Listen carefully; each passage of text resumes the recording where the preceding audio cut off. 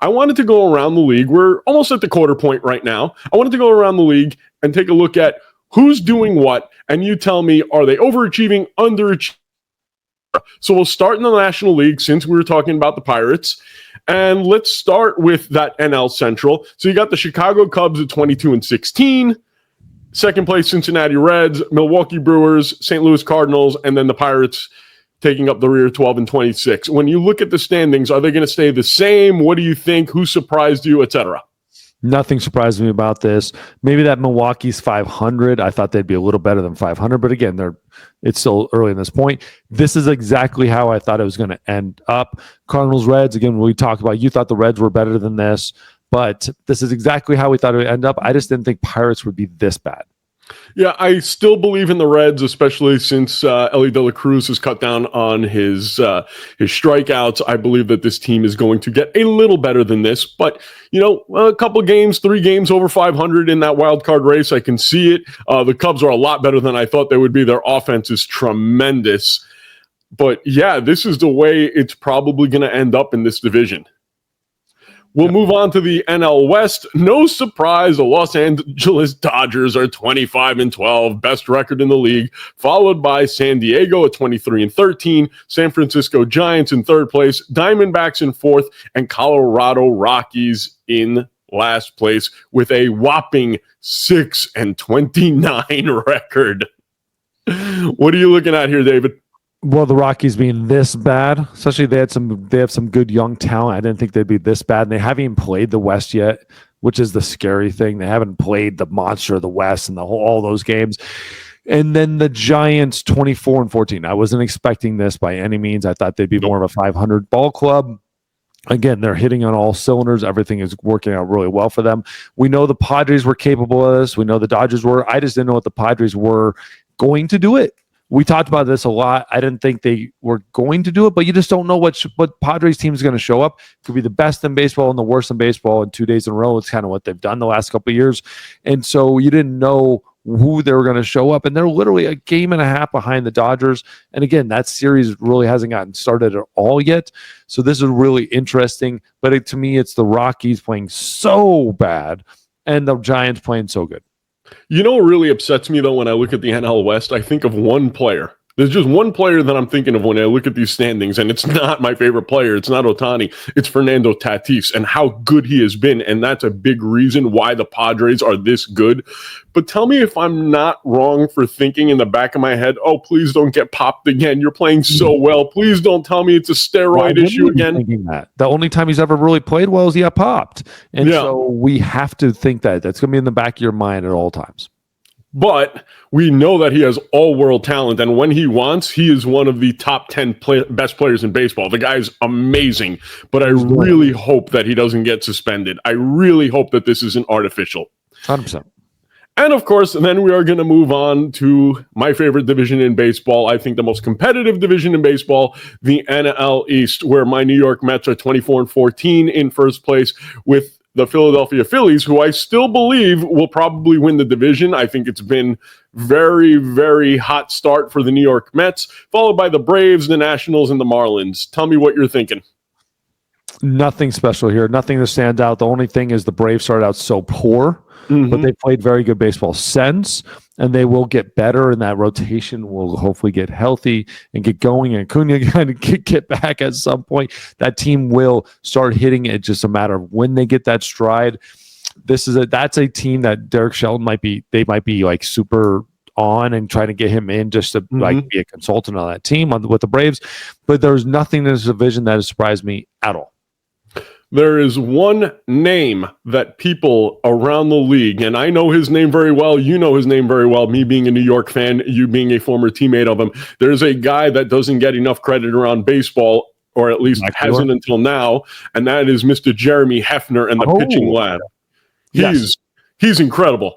I mean, you look at that Mets rotation and what they've done this year, there's no big names on that. Okay, Kodai Senga is sort of a big name, but who's that big ace that you see on that Mets staff? Nobody.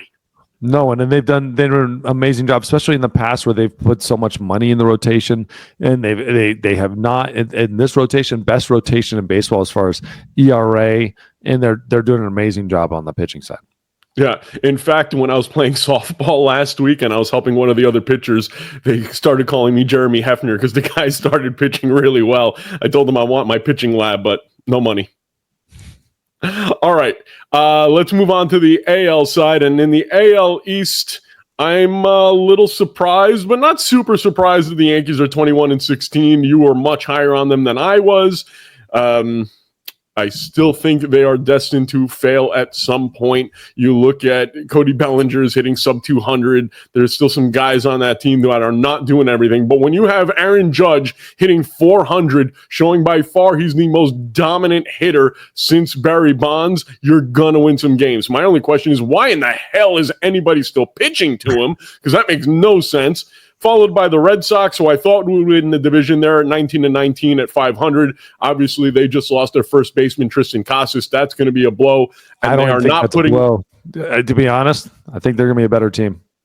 Okay. I'm going to say it. Someone has to say it. Tristan Casas to me has been a big letdown. Okay.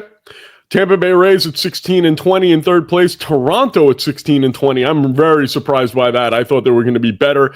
And Baltimore at 13-22. Mike Elias, do something, you bum.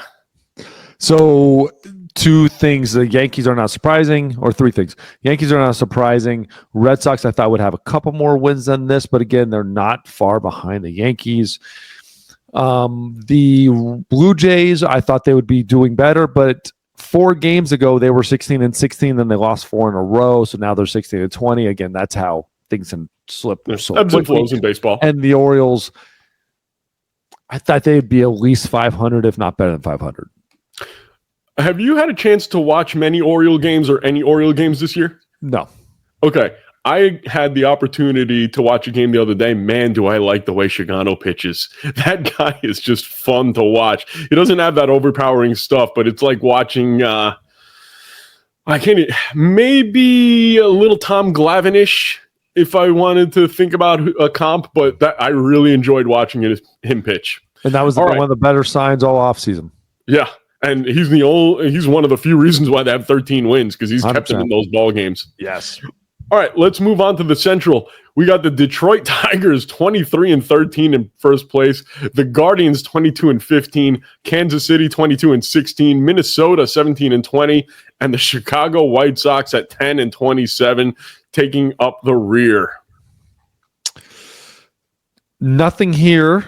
I think this is all playing out really good, other than the division itself, just everybody playing really well.